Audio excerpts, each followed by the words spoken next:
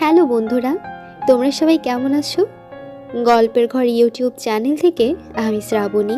প্রতিদিন নতুন নতুন গল্প শুনতে চাইলে আমাদের চ্যানেলটিকে সাবস্ক্রাইব করে দিন। ধন্যবাদ।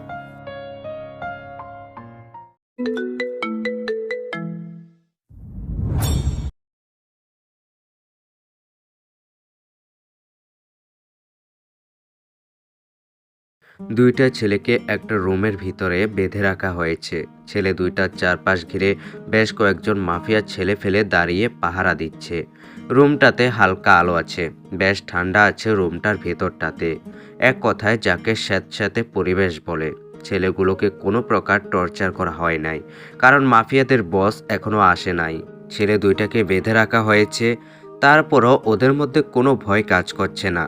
এক পর্যায়ে একটা ছেলে মাফিয়াদের বলে উঠে, এই যে আমার চারপাশের চামচারা, তোদেরকে তো দেখছি আমাদের নিরাপত্তা দেওয়ার জন্য দাঁড় করিয়ে রেখেছে। দেখ আমরা কত আরামে বসে আছি, আর তোরা সেই দিকে দাঁড়িয়ে আছিস। এ কথা শুনে সজীবের চোখ দুইটা রাগে লাল হয়ে যায়। ছেলেটার কলার ধরে উঁচু করে ফেলে। এই কুত্তার বাচ্চা, কি বললি তুই? তোদেরকে নিরাপত্তা দেওয়ার জন্য আমাদেরকে এখানে দাঁড় করিয়ে রেখেছে? আরে আমরা তো আমাদের মাহফুজ বসের জন্য সারা জীবন দাঁড়িয়ে থাকতে পারি, প্রয়োজনে জীবনও দিতে পারি। আর আমাদের বস তোদেরকে আদর করে রাখতে বলেছে, তাই এখনো ঠিক আছিস তোরা, না হলে তোদের অস্তিত্ব বিলীন হয়ে যেত। কলার ধরে উঁচু করার ফলে ছেলেটার গলা আটকে যায়, নিঃশ্বাস প্রায় বন্ধ হয়ে যাওয়ার মতো অবস্থা। কাঁচতে কাঁচতে বলে, আরে ভাই, আমার কলারটা ছেড়ে দাও, দম নিতে পারছি না। মেরে ফেলবে নাকি আমাকে? হ্যাঁ, তোদের আজ মেরেই ফেলবো, তোদের মতো কুত্তাদের এদেশে ঠাঁই নাই। বলেই আরো জোরে কলা চেপে ধরে। এদিকে ছেলেটির গলা আটকে যাওয়ার কারণে চোখ দুইটা বড় বড় হয়ে যায় আর কাঁচতে থাকে। পাশের ছেলেফেলেরা এই কাণ্ড দেখে তাড়াতাড়ি দুজনকে ছাড়িয়ে নেয়। ছেলেটার গলা আলগা হলে ঘন ঘন নিঃশ্বাস নিতে থাকে। তখনই রুমের ভিতরে মাহফুজের সাথে দুজন লোক প্রবেশ করে। সবার পুরো শরীরে কালো কাপড় দিয়ে ঢাকা, শুধু চোখ দুইটা খোলা আছে। ওদেরকে দেখলে যে কোনো স্বাভাবিক মানুষ ভয়ে কেঁপে উঠবে। তিনজনই রুমে ঢোকার পরই সবাই দুইটা ছেলেকে খালি করে দিল। সজীব এগিয়ে গিয়ে তিনজনের সামনে দাঁড়ায়। সজীবের চোখ দিয়ে আগুন বের হচ্ছে। বস, আপনি এখনই হুকুম দিন, ওই কুত্তাগুলোকে এখনই শেষ করে দিই। ওরা জীবনও ঠিক হবে না। ওরা আবার বলে কিনা আপনি আমাদের এখানে চামচা করে রেখেছেন। রাগে সজীবের পুরো শরীর কাঁপতে লাগলো। সজীব হলো মাহফুজের ডান হাত। সজীব মাহফুজকে প্রচণ্ড ভক্তি করে, কারণ মাহফুজ কোনো অন্যায় কাজ করে না আর নিজের দলকে সবসময় ভালো উপদেশ দেয়। সজীবের দিকে তাকিয়ে দেখি ওর রাগের শরীর কাঁপছে। তারপর ওর কাঁধে হাত রাখলাম। এই সজীব, এত রেগে যাচ্ছিস কেন? আরে এই কুকুরগুলো, আমার হাত ছেড়ে দে। আমার কথা মতো ওদেরকে এখানে নিয়ে এসেছিস, এখন বাকিটা আমার ওপরে ছেড়ে দে। তারপর আমার ডান পাশে থাকা তাহাসিনের দিকে তাকালাম। তাহাসিন হলো আমার ছোটবেলার জীবনসঙ্গী, ওকে ছাড়া কখনো থাকি নাই আমি। মাহফুজ, তুই আমাকে কিছু বলবি? হায় রে, কিছু বলার জন্যই তো তোর দিকে তাকালাম। তুই গিয়ে এক বালতি পানি আর একটা রড গরম করে নিয়ে আয় তো। এই দুটোকে একটু জামাই আদর করানো লাগবে। হ্যাঁ, তুই থাক, আমি গিয়ে নিয়ে আসছি। তাহসিন গরম পানি আর রড আনতে চলে যায়। মাহফুজ সামনে গিয়ে ছেলে দুইটার পাশে বসে, তারপর ওদেরকে একটু ভালো করে দেখে নেয়। সালা হারামির বাচ্চা, তোর সাহস হলো কি করে আমার শহরে থেকে নিরীহ জনগণের ওপরে হামলার প্ল্যান করার? এটা তোর শহর, আমাকে হাসালি রে। ওই তুই কেডা রে, আমাকে জ্ঞান দিতে আসছিস? আরে আমি যার আন্ডারে কাজ করি তার পাওয়ার সম্পর্কে তোর কোনো আইডিয়া আছে? আর তুই কার সামনে দাঁড়িয়ে কথা বলছিস জানিস? তুই কেডা যে তোকে ভয় পেতে হবে? আমার পরিচয় যদি তুই শুনিস তাহলে কোনো শাস্তি দেওয়ার আগেই মারা পড়বি। এখন আগে বল, কার কথা মতো শহরে বোমা ফিট করে রেখেছিলি? সেটা তোকে বলতে যাব কোন দুঃখে রে? মরে গেলেও তো আমাদের বসের ব্যাপারে জানতে পারবি না। কথা বলার আগেই তাহাসিন গরম পানি আর রড নিয়ে আসলো। ছেলেটার দিকে তাকিয়ে একটু মুচকি হাসি দিলাম। এবার দেখি তুই তোর বাবাকে কতটা ভালোবাসিস, জীবন দিতে পারিস কিনা। গরম রডটা হাতে নিয়ে দুইটার পায়ের ওপর সজোরে বাড়ি মারলাম। সাথে সাথেই মট করে হাড় ভাঙার শব্দ হলো। ছেলেগুলো ষাঁড়ের মতো চেঁচামেচি করতে লাগলো। তাহসিন এসে দুইটার মুখ কসটেপ দিয়ে আটকে দিল। ওদের চোখ মুখ পুরো লাল টকটকে হয়ে গেল। এবার তো বলবি যে কে তোদের লিড দিয়েছিল, নাকি তাও বলবি না? ছেলে দুইটা করুণ সুরে মাহফুজের দিকে তাকায় আর ইশারা করে কস্টেপ খুলে দিতে। তাহসিন গিয়ে কস্টেপ খুলে দেয়। আমাদেরকে আর মারবেন না, আমাদের ভুল হয়ে গেছে। সত্যি আমরা বসের ব্যাপারে কিছুই জানি না, তাকে আমরা কখনো দেখি নাই। সে শুধু আমাদের ফোন করে কাজের কথা বলে আর কাজ শেষে টাকা দেয়, তাছাড়া আমরা কিছুই জানি না। ওদের কথা শুনে শরীরের রক্ত গরম হয়ে গেল। তাহলে তোরা বলবি না, তাই তো? আচ্ছা, এবার ব্যবস্থা তাহলে ভালোই করে নিতে হবে। গরম পানি নিয়ে দুইটার গায়ে ছুঁড়ে মারলাম, সাথে সাথে ওদের চামড়া পুড়ে গায়ের সাথে বসে গেল, আর দুইটো গলা কাটা মুরগির মতো লাফাতে লাগলো। এখনও যদি না বলিস তাহলে এর থেকেও আরও ভয়ঙ্কর শাস্তি দেবো তোদের। আপনার দুইটা পায়ে পড়ি, আমাদেরকে মারবেন না। আমরা যা জানি সবই বলে দিচ্ছি। আমাদেরকে রাজ বস লিড দেয়। রাজ এই পুরো শহরকে শেষ করতে চায়। রাজি আমাদেরকে বোমা ফিট করতে বলেছিল। থাক, যা জানার জেনে নিয়েছি। তোদের আর এখন বাঁচিয়ে রেখে আমার কোনো লাভ নেই, কারণ তোরা ছাড়া পেয়ে আবার এই কাজে নেমে পড়বি। আর তোদেরকে মেরে আমার হাত নষ্ট করব না। আমার নাম শুনলেই তোরা আরামেই মরে যাবি। মুখ থেকে মাস্কটা খুললাম। এই দেখ, আমি হলাম সেই মাফিয়া মাহফুজ মাহমুদ, যার নাম শুনলে পুরো দেশ কাঁপে। ছেলে দুইটা মাহফুজের মুখ থেকে নামটা শোনার পর চোখ দুইটা বড় বড় করে ফেলে আর সেখানে মারা যায়। এই সজীব, তুই এদের লাশগুলোকে টুকরো টুকরো করে অস্তিত্ব বিলিয়ে করে দিবি। আমি রাজের অস্তিত্ব বিলি করব। তারপর উঠে রুমের বাইরে চলে আসলাম। তখনই তাহাসিন সামনে আসলো। মাহফুজ, আমাদের এখন শহরে যেতে হবে। মন্ত্রিসভায় তোর জন্য কেউ অপেক্ষা করছে। আমার জন্য আবার কে অপেক্ষা করবে এই অসময়ে? সবাইকে তো আমি এই অসময়ে আসতে নিষেধ করে দিয়েছি। আচ্ছা চল, দেখা যাক কে এসেছে। তারপর তাহাসিনের সাথে মন্ত্রিসভায় চলে গেলাম। স্টাফরা আমাকে ভিআইপি রুমে নিয়ে গেল। দরজা খুলে ভিতরে ঢুকতেই কেউ আমার কান টেনে ধরলো। পাশে তাকিয়ে দেখি আম্মু। সাথে সাথে আম্মুকে কোলে তুলে নিলাম। এই আম্মু, কেমন আছো তুমি? এই পাগল, কি করছিস তুই? আমি পড়ে যাব তো। তোমার ছেলে কি তোমাকে ফেলে দেওয়ার জন্য কোলে নিয়েছে নাকি? অনেক দিন পর তুমি আমার কাছে এসেছো। আমি তো দেশের মন্ত্রী হয়েছি, কিন্তু তোমার কাছে তো সেই ছোট্ট বাচ্চাই থেকে গেছি। পাগলটা বলে কি দেখো তো। আরে, কোনো বাবা মায়ের কাছেই তার সন্তান বড় হয় না, সব সময় ছোট থেকে যায়। দেখি এখন আমাকে নিচে নামিয়ে দে। আম্মুকে কোল থেকে নিচে নামিয়ে দিলাম। কি রে তাহসিন, তুই কেমন আছিস? তোদের দুজনকে কত দিন পরে দেখলাম। আন্টি, অনেক ভালো আছি আমি, কিন্তু যারা এতিম তারা বেশি দিন ভালো থাকে না। তাহসিন, এবার কিন্তু তোকে মারবো আমি। তোকে ছোটবেলা থেকে আমার আপন ছেলে হিসেবে মানুষ করে এসেছি। সারা জীবন আমি তোর মা হয়ে থাকবো, সারা জীবন। দ্বিতীয়বার এরকম কথা বলে অবস্থা কিন্তু খারাপ করে দিব। এই আম্মু, তুমি মন খারাপ করছো কেন? তাহাসিনকে আমিও অনেকবার বলেছি যে ওর মুখ থেকে এতিম নামটা শুনলে আমারও সহ্য হয় না। হারামজাদাটা তবুও সেইটাই বলে। আচ্ছা আম্মু, বলো কি খাবে? তোমার যা খেতে ইচ্ছে করে বলো আমাকে।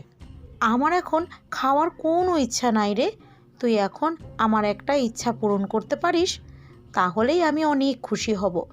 হ্যাঁ আম্মু, বলো তোমার কী ইচ্ছে আছে? তোর সাথে এখন রাস্তা দিয়ে হেঁটে বেরোবো আমি, আর সাধারণ জনগণের সাথে কথা বলবো। আম্মু, তোমার মাত্র এই সামান্য ইচ্ছে? আচ্ছা ঠিক আছে, চলো তোমার সাথে জনগণের মধ্যে ঘুরে আসি। তারপর আম্মুকে নিয়ে বাইরে চলে আসলাম। হঠাৎ আম্মু আমাকে থামিয়ে দিল। কি হলো আম্মু, বলো? এভাবে থামিয়ে দিলে কেন? তুই তোর সাথে তো কোনো গার্ড নিয়ে যাচ্ছিস না, তোর যদি কোনো প্রকার হামলা হয়। আম্মুর কথা শুনে মুচকি হাসলাম।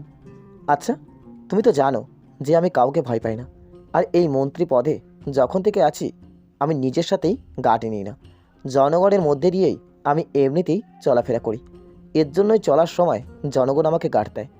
আম্মু আমার কথা শুনে কপালে একটা হাসি মুখে একটা চুমু দেয়, আবারও কান্না করে দেয়। এই আম্মু, তোমার আবার কি হলো? কি এমন বললাম যে কান্না করছো? আরে গাধা, এটা হলো খুশির কান্না। আমি আল্লাহর কাছে যেরকম সন্তান চেয়েছিলাম, আল্লাহ ঠিক সেই রকম সন্তানই আমাকে দান করেছে। আমার ছেলে যে দেশের মন্ত্রী হয়ে তার ভিতরে কোনো অহংকার রাখেনি। আমি এটাই চেয়েছিলাম, সবার সাথে যেন আমার ছেলে সুন্দর আচরণ করে। আম্মু, আমি তোমার সমস্ত ইচ্ছে পূরণ করব, সাথে এই দেশটাকে উন্নয়নের সর্বোচ্চ শিখরে উল্লেখ করব। আচ্ছা চলো, আমাদের দেরি হয়ে যাচ্ছে। তারপর আম্মুকে নিয়ে শহরটা ঘুরে আসলাম। আম্মু সবার খোঁজ খবর নিল। জনগণ এর জন্যই খুবই খুশি। বাসভবনে আস্তে আস্তে সন্ধে লেগে গেল। আম্মু রুমে এসেই যাওয়ার জন্য তৈরি হয়ে গেল। কি হলো আম্মু, আজকে চলে যাচ্ছ? আজকে থেকে যাও অন্তত। না রে বাবা, আমার থাকার সময় নাই। তোর বোন তো বাসায় একা রয়েছে, আর তোর বাবাও একা রয়েছে, তাই আমি আর থাকতে পারছি না। আমি তোমাদের ছাড়া কিছুতেই থাকতে পারবো না। 1 সপ্তাহের মধ্যেই তোমাদেরকে সবাইকে বাসভবনে নিয়ে চলে আসবো। আচ্ছা চলো, তোমাকে এগিয়ে দিয়ে আসি। তারপর আম্মুকে বিদায় দিয়ে রুমে চলে আসলাম। রাতে খাবার দাবার সেরে ঘুমিয়ে গেলাম। পরের দিন সকাল থেকে পুরো শহর তোলপাড় হয়ে গেছে, কারণ শহরের নাম করা মাস্তান রাজের 2জন ছেলেকে খুঁজে পাওয়া যাচ্ছে না। কিন্তু বিভিন্ন জায়গায় টুকরো করা লাশ পাওয়া গেছে, যাদের দেহের কিছু অংশে রাজের ট্যাটু পাওয়া গেছে। সমস্ত সংবাদ মাধ্যম এই খবরটাকে নিয়ে তোলপাড় শুরু করে দিয়েছে। তাহাসিন খবরটা শুনে মাহফুজের রুমে চলে যায়। কি রে মাহফুজ, খবরটা শুনেছিস নাকি? তাহাসিনকে দেখেই উঠে দাঁড়ালাম। এই তাহাসিন, সজীবকে তো বলেছিলাম লাশগুলো টুকরো করে গুম করে দিতে, তাহলে সজীব সেটা না করে জনসমক্ষে ফেলে দিয়ে আসছে। আমি তো সেটাই ভাবছি। সজীব তো ছেলেগুলোর উপরে প্রচণ্ডভাবে রেগেছিল। মাঝে মাঝে ওর রাগ হয়ে গেলে তো কি করে নিজেও ঠিক পায় না। তুই এক্ষুনি সজীবকে আমার কাছে আসতে বল। আমি ওকে ঠান্ডা না করলে রাজকে মারার চেষ্টা করবে। এতে ওর বিপদ আরও দ্বিগুণ বেড়ে যাবে। তাহসিন ফোনটা বের করে নিয়ে সজীবকে ফোন করলো। কিছুক্ষণের মধ্যে বাতাসের গতিতে সজীব রুমে প্রবেশ করলো। মাহফুজ ভাই, আপনি আমাকে এত জরুরি তালাশ করলেন কেন?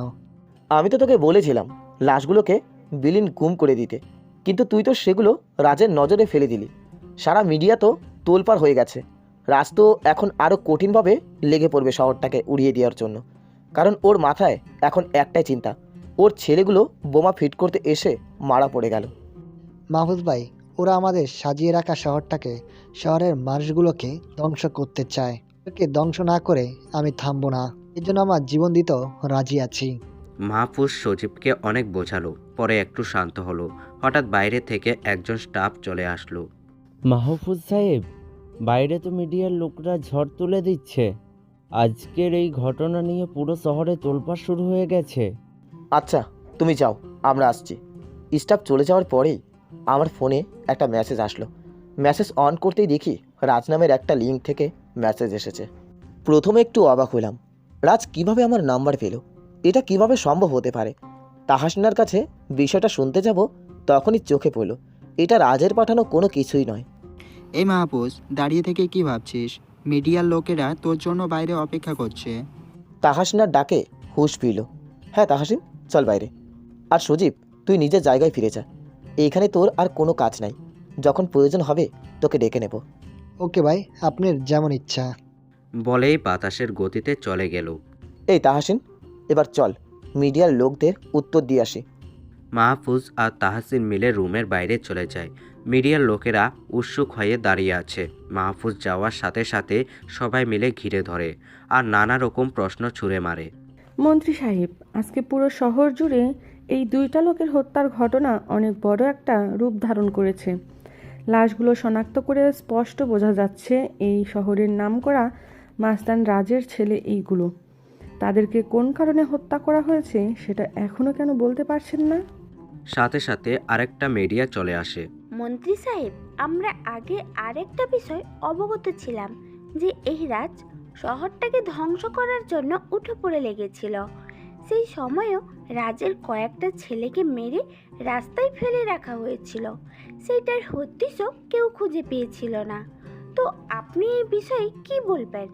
আপনি কি মনে করেন যে এই সব কিছুর পেছনে কেউ গোপনীয়ভাবে কাজ করছে? আপনাদের সমস্ত প্রশ্নের উত্তর আমি দিয়ে দেব। শুনুন, আমি আপনাদের জন্য মন্ত্রী হয়ে এসেছি। আপনাদের সমস্ত অধিকার, নিরাপত্তার দায়িত্ব আমার হাতে অর্পণ করেছেন, তাই আমাকে আপনারা প্রশ্ন করতেই পারেন। আমি আপনাদের কথা দিয়েছিলাম এই দেশটাকে উন্নতর শিখরে নিয়ে পৌঁছা দেব। যারা এই দেশের সাথে, এই দেশের শহরগুলিতে কোনো উল্টাপাল্টা কাজ করার চেষ্টা করবে তাদের সবাইকে কঠোর শাস্তি দেব। এই দেশটাকে একটা সোনার দেশ হিসেবে গড়ে তুলব। এখন আসুন, রাজের ব্যাপারে আমরা সকলেই জানি যে রাজ নিজের আধিপত্য বিস্তার করার জন্য উঠে পড়ে লেগেছে। শহরের সব জায়গাতে তাদের খারাপ ছেলেগুলোকে ছড়িয়ে রেখেছে। বিভিন্ন সময় হামলা করেছে, কিন্তু রাজ এইগুলোর একটাতেও সফল হতে পারে না। আমি জানি এখন রাজ আমাকে দেখতে পাচ্ছে।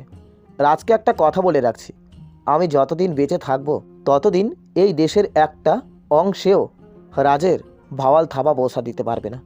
আমার সাথে আছে আমার প্রধান পরামর্শদাতা তাহাসিন।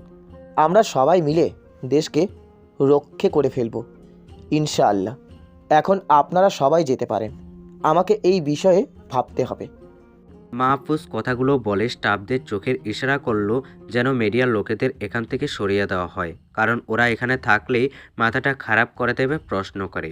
ইশারা পেয়ে স্টাফরা সকলকে সরিয়ে দেয়। মাহফুজ তাহাসিনকে নিয়ে দ্রুত রুমে চলে আসে। তারপর দুজনেই ফ্রেশ হয়ে সকালের খাবার শেষ করে নেয়। তাহাসিন বিছানায় বসে টিভিটা অন করে, কিন্তু আজকে কোনো ভালো খবর না। সব চ্যানেলেই শুধু হত্যার বিষয়ে আলোচনা করা হচ্ছে, কিন্তু কয়েকটা চ্যানেলে আবার মাহফুজের কথা তুলে ধরেছে। তাহাসিন তখনই মাহফুজকে ডাক দেয়। এই মাহফুজ, এগিয়ে বিছানায় আয় তো। কেন রে, আবার কি হলো? টিভি দেখছিস? দেখ চুপ করে। ধুরো ভাই, শুধু বেশি বকিস। মিডিয়াগুলো দেখ, তোর কথাগুলো প্রচার করছে। তাহাসিনের কথা শুনে টিভির সামনে আসলাম। টিভিতে আমার কথাগুলোকে খুব সম্মানীয়ভাবে তুলে ধরা হচ্ছে। একটা বিষয় ভালো লাগলো, যে জনগণ আমার ওপর সম্পূর্ণভাবে আস্থা রেখেছে। খবরটা শুনতে শুনতে একটা জিনিস মাথায় আসলো। আমি তো বলে দিলাম যে রাজকে এই দেশের কোনো কিছুতেই হাত দিতে দেব না। ওর ভায়াল থাবা কাউকে গ্রাস করতে পারবে না। রাজ তো এবার ওর সমস্ত শক্তি খাটাবে আমাদেরকে শেষ করার জন্য। এই সাধারণ জনগণের সব দিক থেকে আক্রমণ করবে রাজ। না, কিছু একটা করতেই হবে। আমার সেই আগের রূপটাতে আবার ভয়ঙ্কর রূপে ফিরে যেতে হবে। সেই আগুন আবার সবার মাঝে ফিরিয়ে আসবো। এই তাহাসিন, আজকে রাতেই মাফিয়ার আড্ডায় সবাইকে আসতে বল, আর সজীবকে বলে দিবি ও যেন সব কিছু রেডি করে রাখে। আচ্ছা, তুই কোনো চিন্তা করিস না, আমি সব কিছুর ব্যবস্থা করে ফেলছি। তাহাসিন তৈরি হয়ে রুম থেকে বের হয়ে যায়। দিন গড়িয়ে রাত হয়ে যায়। মাহফুজ কর্মকর্তাদের সমস্ত কিছু দায়িত্বভার বুঝিয়ে দিয়ে আগুনের আসল রূপ নিয়ে বের হয়ে যায়। মাফিয়ার আড্ডায় পুরো মাফিয়ার ছেলে ফেলে বসে আছে। সবার মাথায় একটাই চিন্তা, আগুন ভাই তাদেরকে এত জরুরি তলব কেন করলো। সবাই চুপ মেরে বসে আছে। একটু পরে মাহফুজ সেখানে গিয়ে উপস্থিত হয়। সজীব এগিয়ে এসে মাহফুজকে রিসিভ করে। সজীব, এখানে সব ছেলেদেরকে জড়ো করেছিস তো? জি ভাই, এখানে সবাই আছে, কাদেরকে বাদ রাখিনি। আপনার কথা শুনে সবাই সব জায়গার থেকে চলে এসেছে। আচ্ছা ঠিক আছে, এখন চল ভেতরে যাওয়া যাক। তারপর তিনজনে মিলে মাফিয়ার আড্ডায় চলে গেলাম। আমাকে দেখে সবাই দাঁড়িয়ে পড়লো। সবাইকে বসতে বলে নিজেও বসলাম। ভাই, আপনি আমাদের এত জরুরি তলব করলেন, কোনো খারাপ কিছু ঘটেছে নাকি? খারাপ কিছু এখনো ঘটে নাই, তবে খারাপ কিছু ঘটতে চলেছে। তোমরা সবাই তো সেই রাজ মস্তানকে চেনো। ওর বড্ড বেশি সাহস হয়েছে। ও জানে যে ওর বাপ এই দেশেই বাস করে, কিন্তু ও সেটা ভুলে গেছে। ওকে সেটা মনে করিয়ে দিতে হবে। ওর অস্তিত্ব পুরোটাই মাটির সাথে মিলিয়ে দিতে হবে। ভাই, আমাদেরকে কি করতে হবে শুধু একবার বলেন, আমরা আপনার জন্য জীবন দিতেও প্রস্তুত আছি। না, তোমাদেরকে জীবন দিতে হবে না। তোমরা সবাই আমার প্রাণের ভাই। তোমাদের শুধু এখন একটা কাজ, এই দেশের প্রত্যেকটা কোণায় ছড়িয়ে যাও। রাজের যত ছেলেপেলে আছে সবাইকে খুঁজে খুঁজে শেষ করে দেবে, যেন ওর কোনো দলই না থাকে। ওর যত দলের সাথে হাত আছে সবার খোঁজ নিয়ে আমার হাতে দেবে। ভাই, আপনি কোনো চিন্তা করবেন না, আমরা আজকে থেকেই আমাদের কাজ শুরু করে দিচ্ছি। এখন তোমরা সবাই নিজেদের কাজে ফিরে যাও। কোনো প্রয়োজন হলে আবার তোমাদেরকে খবর দেওয়া হবে। আজ এখানেই আড্ডা শেষ করলাম। সজীব, তুই সব কিছু ম্যানেজ কর, আমি চলে গেলাম। মাহফুজ তাহসিনকে নিয়ে বেরিয়ে পড়ে। বেশ খানিকটা রাস্তা চলে আসার পর হঠাৎ তাহসিন গাড়ি থামিয়ে দেয়। কিরে, গাড়ি থামালি কেন? সামনে তাকিয়ে দেখ, একটা মেয়েকে কিছু ছেলে হ্যারাস করছে। এই মাঝরাতে আবার একটা মেয়েকে হ্যারাস করছে? চল গিয়ে ব্যাপারটা দেখে আসি। গাড়ি থেকে নেমে মেয়েটার কাছে যেতে লাগলাম। দেখি কয়েকটা ছেলে মিলে একটা মেয়ের সম্মানহানি করার চেষ্টা করছে। এটা দেখে মাথায় তো পুরো আগুন চড়ে গেল। দ্রুত গিয়ে একটা ছেলেকে নাক বরাবর ঘুষি দিলাম। সাথে সাথেই ছেলেটা মাটিতে পড়ে গেল। মেয়েটা আমার দিকে ঘুরেই চোখ দুটো বড় বড় করে তাকিয়ে অজ্ঞান হয়ে যায়।